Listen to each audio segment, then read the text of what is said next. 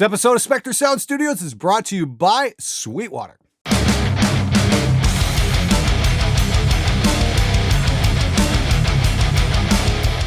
everybody, how's it going? So I was talking with my friends over at Sweetwater and we decided we're going to partner up on a new series over the next few weeks. We'll see how it goes, and it's all about great studio gear for not a lot of money, which you can conveniently order from Sweetwater.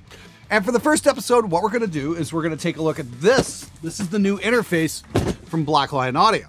Now, Black Lion creates their own mic preamps, they create compressors, they do their own 500 series racks. I've got one over here and it's absolutely amazing. I love the fact it's got a patch bay right in front. It's one of my absolute favorite pieces of 500 series gear. But they also do mods for converters. You can send your converters to them, get them bumped up, get a better analog signal path put in, and upgrade your sound. So when I heard that they were going to do their own interface, I got really excited about this because I've heard a lot of great things about Black Lion's stuff. I thought, hey, let's check one of these out and see how good it really is. Now, if you've watched my show for any amount of time, you've heard me go on and on and on about how everybody uses the same chips in their converters, and that's absolutely true. Of course, the snooty response has always been, oh, but it's all about the analog signal path around it. Okay, well, here's a piece of gear with a bumped up analog signal path around the converters. I'm really excited to try this out. So let's unbox it. Let's throw it up on the desk and see what it can do. Now, as I learned on the Rev Mark III demo, always cut away from yourself, kids. Let's see what we get. Ooh, bubble wrap. All right, let's see what we get here. Oh, Sweetwater sent me a shirt too. Awesome. Thanks, guys. Very cool indeed. Let's see what's in the box here. That's actually, got some weight to it. That's pretty cool. Those and moment of truth. Let's see what we get. I gotta say, yeah, this has got a little bit of heft to it. So most of the interfaces I've used are pretty lightweight, but not this guy. This is pretty heavy, actually. Now, just lifting the box here, this might be the heaviest two-channel interface I think I've ever laid my hands on. Let's see what we get here. Ooh, look at that. That's freaking cool.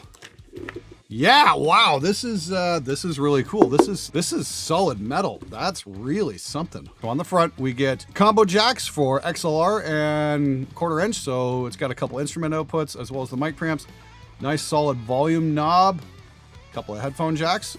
And on the bottom, we've got 1/4 inch outputs and SPDIF outputs and USB as well, USB-C. Now, I did a 5-interface shootout a while back. I'll have a link up here if you want to check that out. They're all under like $200. This one's a little bit more expensive, but the quality's supposed to be better. Apparently, they've got really high-end capacitors in here, and they're decoupled converters. I'm not exactly sure what that means, but let's plug it in and see what we get. Before we switch over there, hey, look at this. They sent us a couple of USB-C cables, which is great. Braided, no less. That is freaking awesome. That's a nice extra touch. I like that quite a bit. All right, let's throw it up on the desk, see what happens. Okay, so we move it over to the desk, and I've set up the SM7B on the Revolution 2x2 here just to check out what the preamps can do, because the best torture test I can think of a mic preamp is throwing it up an SM7B, because you need a crap ton of gain for it to work well. Like, we've cranked this down, and obviously we're not getting much here. And we start bringing this up ever so slightly, start bringing some gain up. That's about the halfway point. Just starting to get a little bit of a light there, a green light. Can we see that on that? Green light, yep, okay. And let's start cranking this up a little bit more, not getting much of any gain here. That's about the 3 o'clock position. That's looking at least a little bit reasonable. And we're gonna crank that up a little more and a little more. And if we crank this all the way, yes, it's gonna go through the roof, and that's really ugly to listen to. But if we pull that back down, give it a little bit more headroom, get us to about -8 dBs. And that looks pretty comfortable right there. Gives us a nice amount of dynamic range and hopefully not any noise. Let's take a listen.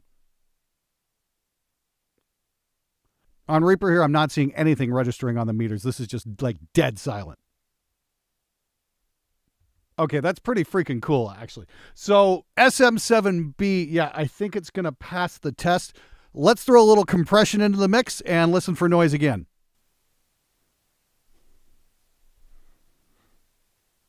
Hey, you know what? That's not half bad at all. This is a pretty decent pre. There's still some room left, a little more gain to go if you need something super, super loud, but seems to work all right with an SM7. Doesn't seem to be giving me any issues whatsoever. Next up, let's plug a direct guitar in and run an amp sim and check for latency and see what we get. Okay, so we're back on the main shot, and I've got the Revolution hooked up to the overhead mic here, and I'm just using it as a preamp. No compression, no anything. Lots of room left on the gain here, but I've also got the amp set up for guitar.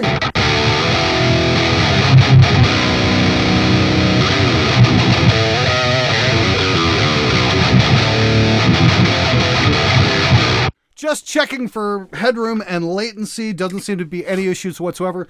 This is down all the way, but it seems like we've got plenty of room left before it goes into the reds. Like, how far can I take this up before it starts crapping out?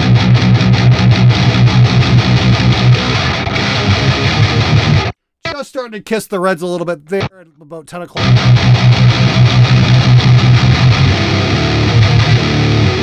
That's getting a little ugly there, that's for sure. So we're going to want to keep it down, leave a little bit of headroom, but yeah.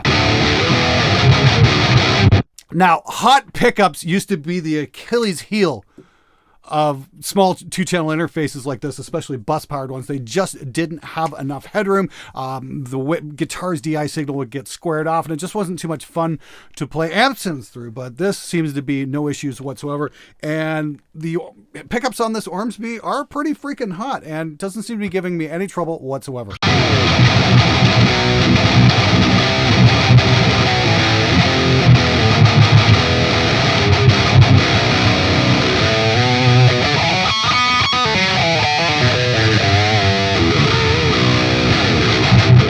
Now, I was originally going to set this up for a reamp, and then I realized it's only got 2 outputs, and it would be really cool if I could set things up discreetly, so I could, say, monitor through the headphone outputs and then send an output to a reamp box, but it doesn't seem to do that. It's only got 2 outputs, so what you're hearing through the mains is what you're going to hear through the headphones, unless you're doing direct monitoring like so. So you can monitor the input and then monitor the output like that.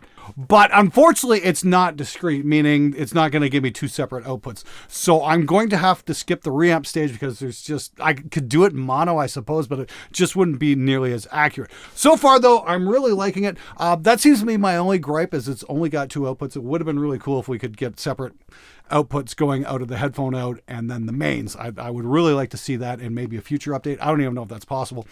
And also some kind of software loopback system I think would be really great. On the Mac, there doesn't seem to be any kind of control software. You just plug it in and it works. So you've got to do all your routing through your DAW. I'm not saying that's a bad thing. I'm just saying be aware of that. But if you've got something like Reaper that does great live monitoring, it shouldn't be an issue.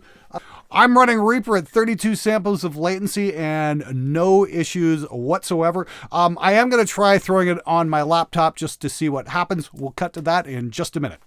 Okay, just switched over here for a sec. Just wanted to show you guys, I've got my Slick Audio PC up and running, and I'm running the Revolution into it. And got to say, the driver install was a snap. It's dead simple. There's really nothing to say other than, hey, it works. Great. And that's how PC driver installs should be. Painless. So for all you guys who are running Windows, yeah, this will work just fine.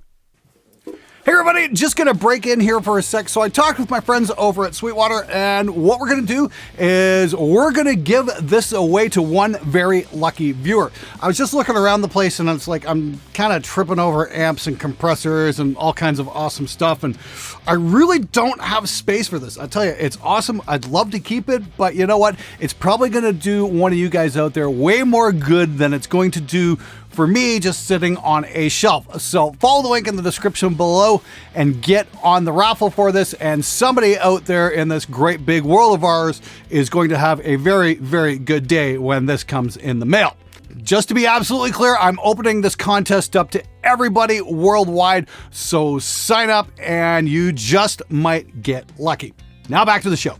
All right, so I've had the Revolution up here on the desk for the last couple days, and I gotta say, It's been great working with it, just doing my day-to-day stuff, because normally I don't need more than a couple of inputs and outputs. It's only when I get into the really big projects and I start to use a lot of outboard and reamping and all that kind of stuff that I need more than just a couple channels. That being said, I'd really like to see what Black Lion's got in store for a larger unit. I would love to see an 8-channel unit of one of these, or better yet, 16-channel unit. So I gotta say, the one thing I'm doing over and over again is I'm reaching for the volume knob on my RME when I should be reaching for this thing. It's like, oh yeah, right, I'm not plugged into the RME, it's the Black Lion. Okay, great, let me make an adjustment there. I think that goes a long way into saying what kind of quality this thing is delivering in terms of sound, where I find I'm not missing my main interface, which is priced for considerably a lot more money.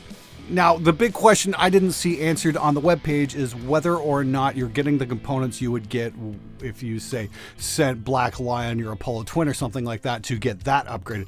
Is this basically the upgrade in a box you can get for a lot less money? I'd like to know the answer to that question. If somebody knows, please feel free to leave a comment below. I'd love to hear from you. But bottom line, when it comes to 2-channel interfaces, I think this one's going to be kind of hard to beat in terms of quality, in terms of how much gain you have, noise, all that kind of stuff. It's really something else, I gotta say. The fact that you're gonna have to pay almost double the cost for something better says a great deal. It's not a $99 interface, that's for sure. It's going for like $400 at Sweetwater.